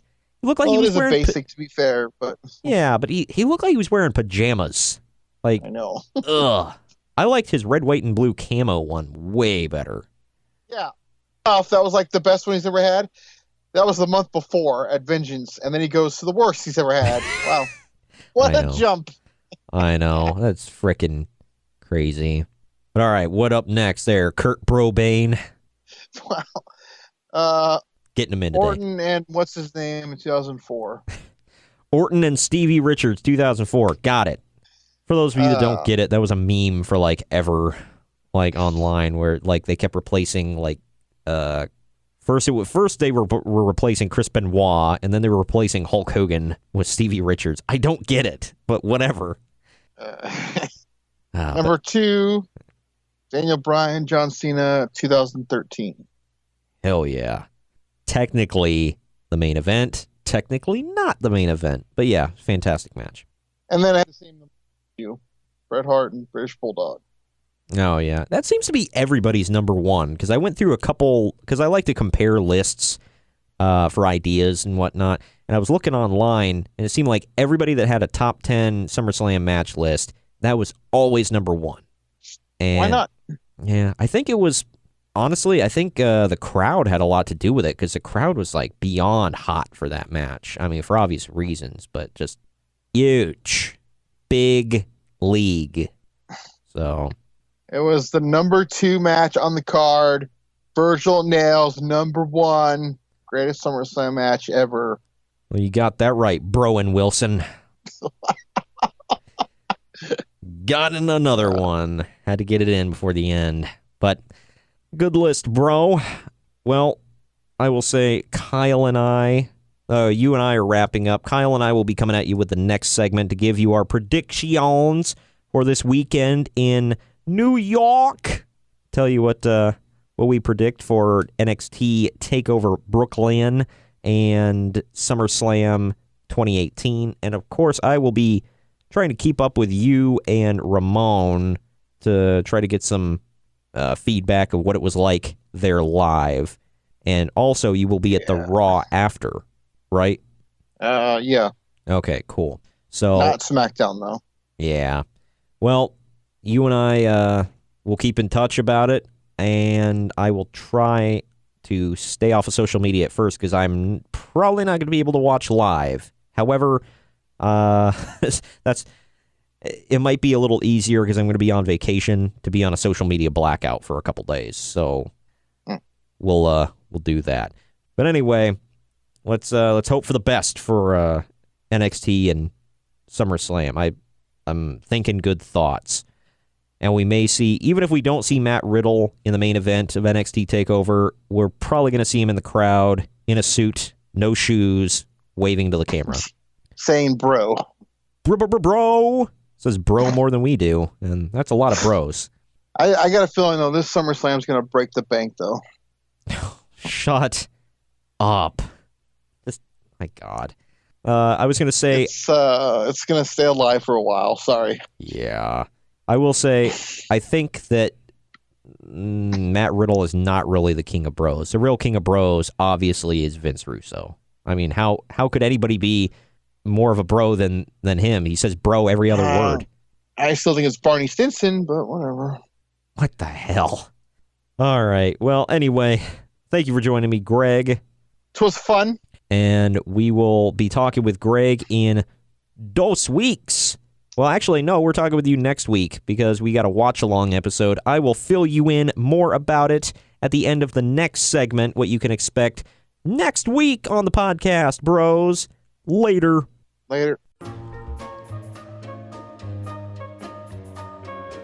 Small Town Mentality Podcast with your host, Ben.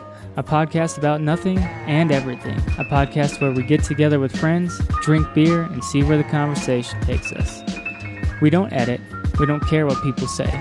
It's small town people with a small town mentality. It gets offensive at times, lots of swearing, and a whole lot of not caring. Available everywhere you get podcasts. You can find us on Twitter at STMPod, on Instagram at STMPodcast, and on Facebook at Small Town Mentality Pod. We'll see you there. All right, we are back, and it's a little different quality now, I'm sure. I'm using a completely different microphone and computer, and Kyle is coming in differently than Greg was earlier. So, but yeah, long story short, I got Kyle with me. What's up, Kyle? Not much here. Looking forward to SummerSlam this Sunday. Yeah, I'm looking forward to it. It turns out I may be able to watch NXT TakeOver live, which I didn't think I was going to do, but I will not be able to watch SummerSlam live. So maybe I'll take my headphones with me. Maybe after the wife falls asleep that night, I might be able to pop on the phone and watch some of it while she's sleeping. But we'll see. Or, maybe during her 3 hours of getting her hair and makeup and clothes ready the next day, I'll sit and watch it. But, yeah, I don't know about you, man, but I'm really looking forward to both of these shows. I'm not going to be able to see TakeOver, at least live, so I don't really know how much I'm looking forward to that one. So, well, the show itself, I mean, it should still be pretty darn good. Let's run down that real quick here. Give our predictions for the weekend, like we always do. All right. Well, I don't know the exact order of all the matches here, but this is what I'm just gonna run down as I see fit. This is an interesting one. It's Velveteen Dream takes on EC3 in a singles match. I think this has a potential again to be another show-stealing match for both these guys, especially Velveteen Dream, and I love EC3. I want to see how they work together. What do you got prediction-wise for this one? I'll go with Velveteen Dream. Yeah, I mean, I don't know what direction they really want to go. I haven't been keeping up with NXT lately too much. I don't know about you, but I don't know. I'm probably going to go with Velveteen as well, but I would like to see EC3 get a win. I'm not going to lie. We got Shayna Baszler defending the NXT Women's Championship against Kairi Sane. Who you got for this one? I'm going to say Kairi Sane gets it. I've been waiting for her to, be in this spot after, winning the Mae Young Classic last year. So I think this is the time to do it. Yeah, really. I think it's time, and I think. I don't know. I mean, I guess you could keep Shayna down there for a little while longer, but I don't know. I think she could come up, and if they switch her babyface, they could put her with Ronda. Just like they don't have to be a tag team per se, but just like an association, So I think that would work well, and then they can bring the other 4 horsewomen in, or that's also an option. They could keep Shayna down in NXT and bring in the other 3 horsewomen, the other 2 horsewomen that are training at the Performance Center, bring them up to NXT and have 3 of the 4 horsewomen down in NXT. So, I don't know. And then Shayna chases Kairi for the belt. But, yeah, I think I'm gonna go with Kairi Sane here. I think it's her time to win. We have Adam Cole, baby, defending the NXT North American Championship against Ricochet. Who you calling here? That's a tough one. I'm going to say Adam Cole retains. I'm going to go against you on this one. I'm going to say I think Ricochet is going to win it. And okay. I'll tell you why after this next prediction. This next match is going to be the Undisputed Era, Kyle O'Reilly and Roderick Strong defending their NXT Tag Team Championships, which I didn't even realize they won back, against Mustache Mountain, Tyler Bate and Trent Seven, the former Tag Team Champions. I'll ask you first, who you got for this? I'll say Undisputed Era. See, I'm going to go with Mustache Mountain on this because I'm going to say Cole and Undisputed Era gets called up after SummerSlam. I'd like to see that. Yeah, I think it would be good. I think it would be a good change for them. I don't really. They're not getting any younger, and I don't really know what else they need to do down in NXT personally. For all of you at home, if you're hearing a little bit of buzzing, it's a little bit of backfeed. Sorry about that. I'm trying to keep most of it out of the show, but if you're hearing some of it, I apologize. But yeah, so I think the Undisputed Era could do well up on the main roster. I'd like to see them on SmackDown, but they could also do well on Raw. I don't know. Either way. And then finally, we've got Tommaso Ciampa defending the NXT Championship in a last man standing match against Johnny Gargano. It's match numero tres, the rubber match. Who you calling here? Yeah, this was supposed to be a triple threat match up until Aleister Black was injured. Yeah, I get another Gargano and Ciampa match here, which is never a bad thing given the matches that they've had. Yeah, I think. I mean, I'll say it's never a good thing when somebody's injured, and I love Aleister Black, but at the same time, I think this is the match we all have earned and we've all deserved. We need the rubber match. Gargano won the first one, Ciampa won the second one. Ciampa's got the belt, put it on the line, last man standing. Here we go. I'm going to say Gargano gets it. Yeah, I mean, I don't know. This one could go either way, in all honesty. I don't know who I think I'm going to go with Gargano. Let the crowd go home happy. I'm going to agree with you on this one. So, but yeah, so that's NXT TakeOver Brooklyn 4. I think it's going to be a good night. It's going to be a good show, and I might be watching it at my buddy's house that I haven't seen in a while. So we're going to try to get together for that one, and maybe I can actually watch it live. That last match is the one I'm most looking forward to. But let's move on to SummerSlam, shall we? It is from the Barclays Center, New York City, for the 4th year in a row. I think next year they've got to move. They have to next year. I mean, like, I don't know. I've been hearing rumblings that this is their last year in Brooklyn anyway. So yeah, me too. I'm kind of be surprised if they don't do it next year after hearing everything. Yeah, they really should just, I don't know. I mean, New York is cool, but it's like the same spot every year, 4 years in a row it gets old. But anyway, yeah, let's run through this. They've got 3 pre-show matches announced so far. Cedric Alexander will defend the Cruiserweight Championship against Drew Gabagulak. Who you calling there? As much as I like Cedric Alexander, I just have a feeling he's going to drop the belt. I think he's had a good run with it. I think Gulak's going to get it.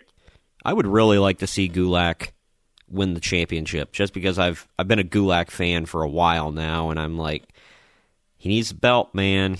He's a great wrestler. He's a good throwback to a simpler time in wrestling. But I like him. So I'm going to call Gulak as well.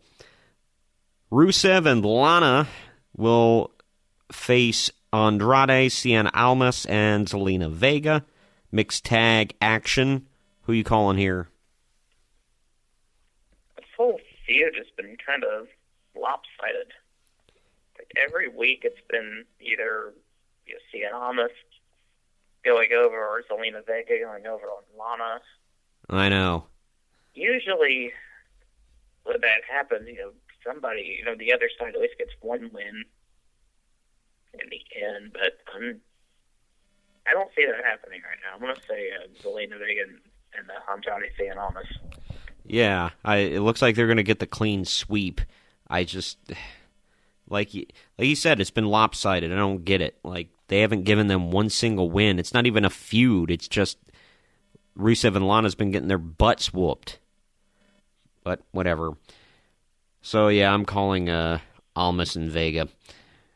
And then we go to the final pre-show match. It is the B Team defending the Raw Tag Team Championships against the Revival. Who you got for this one? Man, I really want to see the Revival get a run as tag champions. Yeah, same here. So weird seeing Bo Dallas and Curtis Axel holding the belts. I mean, nothing against them. It's just... I think they're good champions because they're like really over right now, but I don't know. This kind of reminds me of when they gave Rhino and Heath Slater the SmackDown tag titles. Like they were really over for a minute. They gave them the belts and to make everybody happy, and then they had them drop them, a couple months later. I don't think they're going to have them drop the titles on the pre-show, so unless the B Team finds a way to win. I don't know, man. I really want it to happen, so I'm gonna go with the Revival. One of the best tag teams in the world, baby. Did you see that Bully Ray kind of crapped on them on Twitter? Really? No, I did not hear about that. Yeah, because obviously, this past Monday night was their first show since, I think, was it Monday or Sunday? I believe, yes, it was Monday. That's right, because I was at work, that Jim the Anvil Neidhart passed away. And they dedicated the show to him that night. And during the Revival's match, they did the heart attack during the match, but they didn't end the match with it. And I kind of see Bully Ray's point, because he crapped on them on Twitter for that. He said, oh my gosh, they just used, like, one of the greatest tag teams ever, used their finisher for a middle-of-the-match spot. It's like, oh, yeah. It's like, yeah, I get it. And then Scott Dawson shared it and said something about thanks for the input, Bully, or something like that. And I'm like, dang. So a little bit of heat there, seems like, but whatever. I don't know. But let's get to the actual card here. We got the I don't know why the hell we're seeing this again match between Finn Balor and Baron Corbin. Oh, yeah, because everybody's so invested in this feud. I mean, jeez. Well, yeah. I can't get enough of this. Yeah, Kyle, because one is tall and one is short. So yeah, it's basically the Daniel Bryan Big Cass feud. They can't think of anything else to center it around. One's a little guy and the other one's a big guy. Don't you get it? They don't like each other. It's so dumb. But who are you calling for this? And how many one-on-one matches have we seen between these two on Raw leading up like here in the last couple of months? It's like none of them Too matter. many. Yep, I know. We got to have another one, Kyle, because we got to pad out the card. Yep. Well, I'm going to say Finn Balor goes over here. Hopefully ends this pointless feud. Yeah. Well, they're still going to keep feuding because reasons. Because Baron Corbin is still going to be really tall at the end of this match, and Finn Balor's still going to be kind of short at the end of this match. So. Yep. So they got to keep it going, man. The feud lives on, and it never dies. I'm trying to find the non-title matches here. There aren't many. Yet again, every single title is on the line. Every one. There's not a single title that was left off of this card. That's to be expected with it being the biggest show as SummerSlam is. Yeah, I know. I get that. But it's like, it would mean more if they didn't do it literally every pay-per-view now. Seems like every pay-per-view, every title is on the line. And it just, I don't know. I don't like that idea. It makes it feel less special. I get it. The Universal title isn't always on the line because Brock is never there, but that's, the only one. Now, there have been some shows this year where, like, some of the mid-card titles haven't been on the line. I know there have been some where the U.S. title wasn't defended. There have been some where the Intercontinental title wasn't defended. I think there have been a show or two where there have been some tag titles that haven't been on the line. So yeah, it's been like that every pay-per-view. Most of them. I don't know. I don't know. I guess I'm alone in this. But anyway, the only other non-title match on the card here is Daniel Bryan versus The Miz. Possibly the best feud accidentally built up by the WWE in a decade, probably.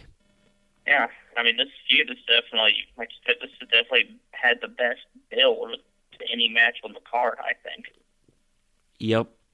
8 years. I didn't even realize that. 8 years, all dating all the way back to their stuff at NXT. They have been at each other's throats and feuding. 8 years, and they're finally having their SummerSlam match here. My hope is that maybe they can have a match for the WWE title at Mania, but it's just me. Anyway, who are you calling here? Daniel Bryan versus the the new daddy versus the slightly less new daddy, Miz and Daniel Bryan. Yeah. Well, like you mentioned here just a few seconds ago, hopefully they'll have a match at WrestleMania for the WWE title. I actually think that's the direction they're going to go. So this isn't going to be the first. This isn't going to be the end of this feud. I don't want them to kill it, like have it every month. But if they maybe they can be in a tag match against each other at Survivor Series, like on opposing teams, or and then like at Royal Rumble they do something, and then at Mania they finally have another one-on-one. That's how you build a feud. Yep. But yeah, so that's what I'm hoping for. For this one, I'm gonna say the Miz gets this one. Man, yeah, I don't know. Yeah, because if Daniel Bryan has like the winning moment now, it's like, yeah, I mean it's not dead. Because, the Miz can keep going after him. But the whole thing is like, Miz has been like, I don't need to face you. I have nothing to prove, and blah, blah, blah. So, I don't know. I'm going to say the Miz for the win here. The awesome win. Let's move on to the championship matches, shall we? Shinsuke Nakamura will defend the U.S. Championship against Jeff Hardy. Who you calling? I'm going to say Nakamura hangs on to the belt somehow. Yeah. I've heard rumors that Shinsuke could be going back to New Japan, but I mean, at the same time, I don't see Hardy getting the belt back, at least not right now. So yeah, I don't see Shinsuke going back. I mean, I wouldn't hate it, but I wouldn't like it either. I don't know. I'm torn. But Randy Orton will probably get involved somehow and end up costing Jeff Hardy. Yeah, for some reason he's obsessed with Jeff Hardy, and I don't get it. He's like really weird. Like maybe Jeff Hardy refused to shake his hand after Orton touched his junk or something. I don't know. You're in the dark on that story, aren't you? Huh. Me and for everybody listening is to the podcast so far has heard the story, but I have not told Kyle this story, so it bears repeating. But apparently, in a podcast from 2012 that somebody dug up just now, like I don't know why nobody's dug it up before now, and the WWE says they are looking into these allegations. A former writer for WWE said that Randy Orton would greet new writers by pulling out his junk and then touching it and then telling the writer to shake his hand. And when they told him no, he would berate the writer and basically cut a promo on him and tell him he was going to tell the bosses that he'd refused to shake his hand. All the while, his junk is hanging out. The hell? Yep. This is a thing. This is a thing, but I don't know. It's just speculation for now. I don't know. WWE says, "Oh, we're looking into it." Like, yeah, I'm sure you are. They're not going to do anything. They're just telling people they're looking into it. It's Randy Orton. What are they going to do? Vince McMahon, he probably thinks it's hilarious. Had his junk out, junk hand. I do that to people every day. What the hell's wrong with that? Oh man! But anyway, yeah. So, we're gonna try to get that trending hashtag junk hand. Everybody listening, hashtag junk hand. Or if you want to make it more Randy Orton themed, hashtag junk hand out of nowhere. There you go. I think I like that one better. Yeah, that they need to put that on a T-shirt. That thing would sell. I may put it on a T-shirt. Look for that. Redbubble.com/people/pod rest society. So yeah, we may have a hashtag junk hand out of nowhere T-shirt coming out soon. But yeah, I'm not saying yes. I'm not saying no. But to put it in a better way, I guess he pulled out his Viper.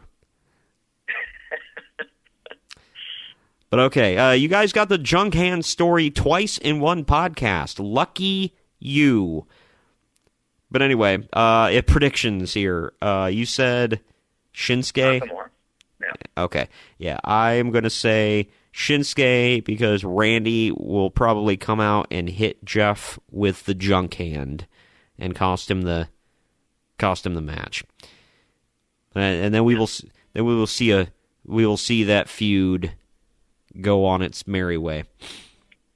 And maybe, I don't know, this is a heel versus heel feud, but because I was going to say maybe Nakamura could take on Andrade, but I don't know, that's heel versus heel. I don't know, that'd be weird. Anyway, regardless, moving on, we got Dolph Ziggles with Drew McIntyre in his corner, defending the Intercontinental title against Seth Rollins and the brand new, newly returned, swole-looking, crew-cut-having Dean Ambrose. Who you calling? Oh, boy, this is another tough one. I think this is one of the tougher choices on the card. One, I'm disappointed that it's just a straight one-on-one match. I mean, not that these two won't have a great one, but I thought it'd be like a ladder match. Yeah, but then, I mean, why, the guys in the corner would, they could just do whatever the hell they wanted then. Now they have to, play by the rules. I don't... I've heard rumors of this happening. I hope it's not true. For rumors of, Ambrose turning on Rollins, turning heel, costing him the match. Yeah. I feel like I'm, the only person that doesn't want to see that happen. I don't know how I feel about it. I would be cool with it because when was the last time we've seen Dean Ambrose as a heel? Since he was with the Shield, in the original run. Yeah. So it's been a long time. I think it would give a new dimension to the Dean Ambrose character. I don't know. It could be interesting. Give him his badass aura back. Much as I don't want to see it happen, I'm going to say that happens. So I'm going to say Ziggler retains due to it. Yeah, it's going to take 3 guys to beat the Kingslayer. Dolph Ziggler with his newly permed hair. I don't know. His hair looks weird to me the way it is. I don't know. Yeah, it's something. It's like Dolph is. It looks different almost every week. It seems like. Well, he's been straightening it lately. He looks like this, and some weeks he looks like he should be in an '80s hair metal band. Yeah, I know. People are saying now he kind of looks like a cross between old school Chris Jericho and 2003 Triple H. I don't know. I mean, if you'd have to look at the pictures, but yeah, a couple weeks ago he did kind of look like old school Jericho. But moving on, this next match isn't technically for a title, but it is for a thing. Braun Strowman will defend his Money in the Bank briefcase, or excuse me, it's a contract, pal, against Kevin Owens. I guess should Strowman lose by DQ or countout, he will still lose the contract. So any way he loses, KO is the new Mr. Money in the Bank. So what do you think is going to happen here? They've had Strowman lose in all of those ways on Raw for the last few weeks, building up to this match. He's had matches with Jinder Mahal where he's lost via DQ, lost via countout. Yeah, well, because he's the Money in the Bank holder, so therefore they go through that same formula every single time. Money in the Bank holder must job. I don't get it. It's that way with every single one. I don't get it. I thought he would be different, but nope, he's got a job. Well, I mean, he didn't on Raw this Monday in that tag match with Finn Balor, but Yeah, well, He actually got the pin in that match on Mahal. that one was different, but I'm talking. You just made the point that he's been losing, all these by DQ and everything else. So I think they're just doing that to show, oh man, he can lose by DQ, he can lose by count out. Oh boy, he really needs to be careful. I don't think that's going to matter. I think Strowman wins this match and keeps the contract. that's probably going to happen. However, I'm going to go out on a limb here. I'm going to say that the shock of the night is going to happen here. I'm going to set it all up. I'm going to say Kevin Owens finds a way to win, and he's the new Mr. Money in the Bank. And I feel that he's going to get involved in the main event somehow. But we'll get to that. The women's title matches. We got a triple threat. Carmella defending the SmackDown Women's Tag title against Becky Lynch and Charlotte Flair in a triple threat. What predictions you got for this? It's kind of puzzling, because if they have Carmella retain here, who else is she going to face? I mean, the only one I can think of is Naomi, and don't get me wrong, I like Naomi, but I don't think it'll be like an earth-shattering moment if they have Naomi beat Carmella. Nah. So Becky needs to win. Do what? Becky needs that win. I agree. That's what I hope happens. I really didn't want this to be a triple threat with Charlotte. I like Charlotte, but I mean, she's been off TV for a month or so. I don't think they didn't need to put her in this match. I think she should have returned after SummerSlam. Yeah. And I was hoping it'd be a one-on-one match between Carmella and Becky. So, but with this one, I honestly don't know the direction they're going in with this. I'm just going to go with what I want to see happen, and I'm going to say Becky Lynch gets it. I'm going to say Becky pins Charlotte and wins the championship. That way, Carmella has the whole, well, I never got beat thing going on, and then there's some tension between Charlotte and Becky, but either way, Becky wins. That's what I'm hoping for. Okay. I'd be good with that. Oh, yeah. Then we've got Alexa Bliss defending the Raw Women's Championship against Ronda Rousey. I swear to God, if they have Alexa go over, I'm punching the TV really, really hard. I'm not joking. I have a really bad feeling about this match. I have a really, really bad feeling that they're going to be like, LOL, Alexa wins. Because why the F not? Why wouldn't she win? She's only taking on the baddest woman on the planet. Come on.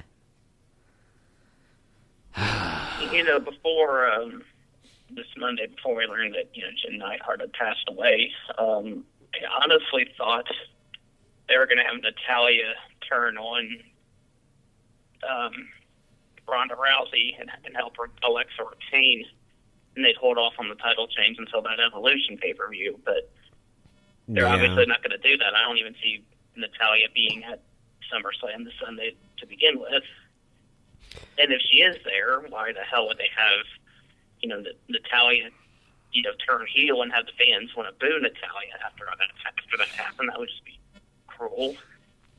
I'm thinking Alicia Fox might get involved or something.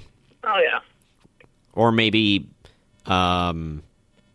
Nia Jax comes back and gets involved somehow. But I don't know. For now, I'm just going to say they're just going to go ahead and do the title change. They're at SummerSlam, the second biggest show of the year. Why not create a big moment and have Ronda Rousey win her first women's title there? So I'm going to say she gets it. That would be such a deflating piece of crap moment to have Alexa beat Ronda. Yeah. I'm not going to put it below WWE because they've done crap like that in the past, and I can see them doing it again because it's dumb, and they're, we got to build up for the Evolution pay-per-view, pal, because, apparently that's going to be more important, and don't get me wrong, it is important, it's a big thing, but come on, this is SummerSlam here. I'm hoping maybe Alexa gets her rematch and gets beat at Evolutions. I'm going to... I don't know. I'm going to call Ronda, but I'm not super secure in that pick at all. One thing I've noticed with Alexa Bliss, just because I'm a big fan of her and everything, I've noticed they've never had her win a match at any of the Big Four shows. I haven't even noticed that. I will say... And I see that. I don't see that changing. Well, I have noticed quite a few things about Alexa Bliss, but that was not one of them. So, kudos to you for figuring that out. Let's go with the tag team match. I don't know how many people actually want to see. The Bludgeon Brothers, Harper and Rowan, take on The New Day for the SmackDown Live Tag Team Championships. Who you calling here? I was quite disappointed to see the New Day end up getting the match. I was hoping it'd be the Bar. It'd be something different. Yeah. We've seen this match before. Yep, I know. And honestly, I don't think the New Day really need the tag titles right now. No. So I think I have the Bludgeon Brothers retaining. Maybe the Bar will beat them for it eventually, or maybe some other tag team they might bring up, or they might maybe do something with Sanity instead of having them job out to the New Day every chance they get. But oh, Kyle, you're crazy. That's not going to happen. Yeah, I know, right? Well, the next show coming up is Hell in a Cell. So maybe we can get the Bar versus the Bludgeons in Hell in a Cell. I'd be good with that. That would be great. This is another one. I'm not super comfortable in this pick, but I'm also going to say the Bludgeon Brothers. Let's see how it goes. I've done way too many Vince McMahon impressions already during this rundown, but I don't know. Let's move on to the two big matches of the night. I'm looking forward to seeing them both, but I'm looking forward to seeing this one a bit more, just because I love these guys. AJ Styles defends the WWE title against Samoa Joe. Who you think for this one? This is something you and I actually talked about last night. The way they booked Samoa Joe. Basically, kind of like they've basically been booking him as a glorified jobber. I mean, they make him look. I mean, he still looks really strong, and he looks like a credible opponent, but it's like he never wins any of these big matches that he's in. Yeah. Which I don't get. I don't know. I'd like to see him, be U.S. champ and WWE champ and whatever, but I don't know if that's going to happen. Yeah, because I've heard talks, but they want to keep the belt on Styles for a long time, possibly beating CM Punk's record at his record reign as WWE champion. Can't really look at Brock Lesnar having. I know technically he beat it, but you can't compare those two reigns. Yeah, it's not the same belt either. Yeah. So if they gave it to Styles, that'd be more legitimate, I think. Right. I think it's going to be a great match either way. I mean, the build has been so forward. I mean, last night on SmackDown was a good way to keep it going. That was kind of weird, but yeah. Like with the letter from his wife. Yeah. That was odd. But yeah, I mean, it's like they made it a personal feud now, so these two can beat the snot out of each other. But I was just excited about this match, before they did any build with it, just given what these two can do. So I mean, it's gonna be fun to watch regardless. Right. I'm gonna say Styles retains here, but this isn't gonna be the end of this feud. It's gonna be pretty long. Yeah. Term, I think. I think the same thing, because they have advertised those two at Hell in a Cell. I know card subject change. However, I think it might be a rematch for the WWE title because something screwy may happen at this show or, right afterwards. So, yeah, I'm going to say Styles retains. And then this next match, it is most likely going to be the main event of the night. I don't know why it wouldn't be, because this title always closes a show, or any feud for the title, regardless if the title's on the line or not, closes a damn show, which shows you the importance of Raw over SmackDown. Brock Lesnar defends the Universal Championship against Roman Reigns. Match number 4? Yeah, wait. No, this is 4 this this is 3 this year. So 4 in total. Okay. Who you calling this one? Oh, boy, this is... heading into WrestleMania, we thought, they're gonna give it to Reigns. It's obvious. Yep. What happened? Brock retained heading into the Greatest Royal Rumble. I heard people say, well, they want this to happen.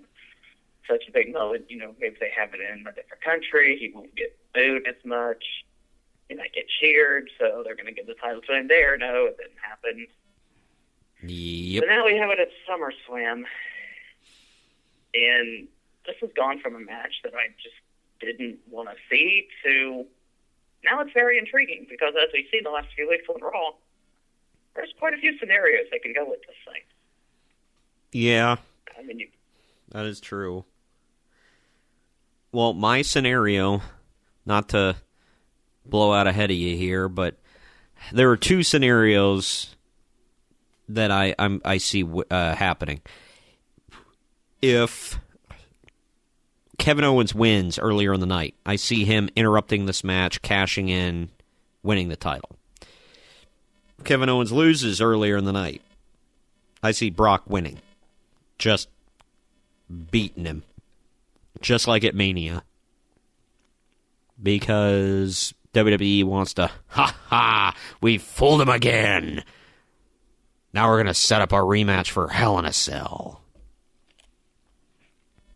Because I don't feel this is the last time we've seen this match. They're going to keep giving title shot after title shot to Roman Reigns, and he's going to keep losing. Mm-hmm.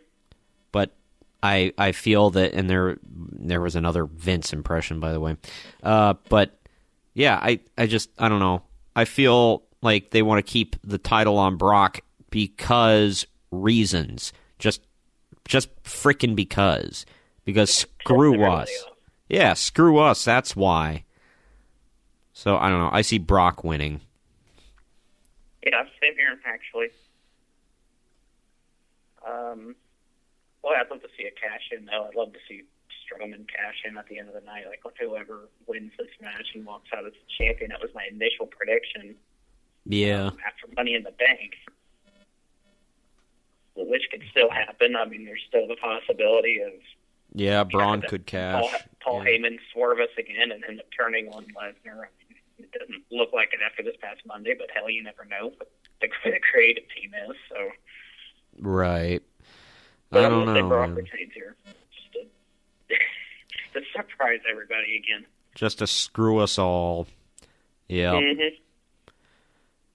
All right. Well, that is NXT and SummerSlam all rolled up into one fine little ball here.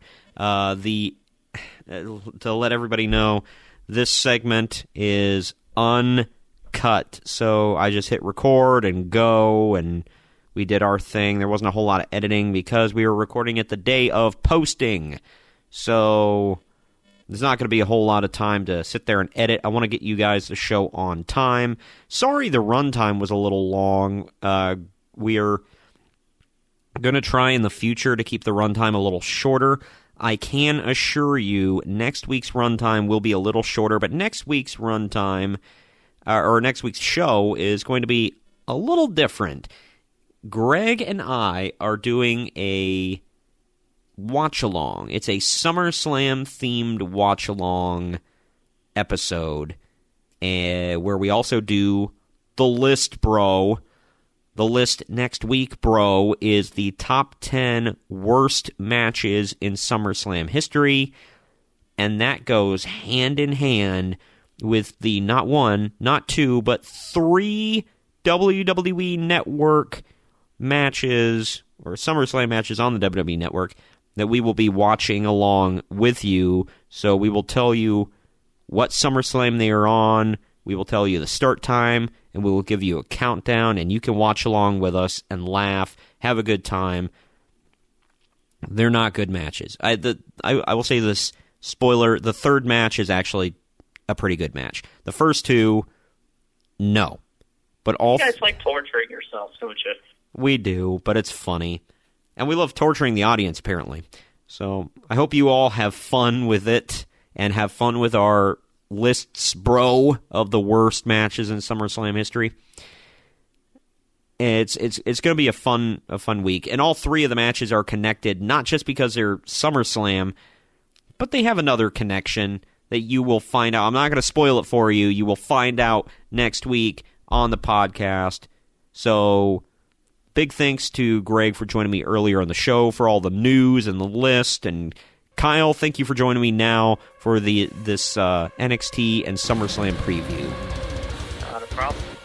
Now, you and I, Kyle and I'm going on vacation this week, so we're not going to be able to record.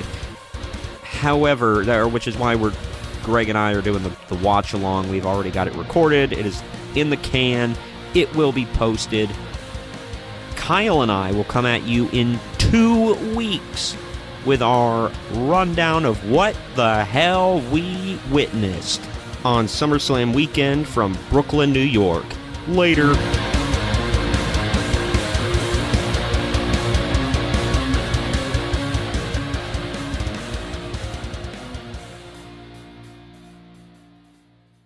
This has been a Drama City production.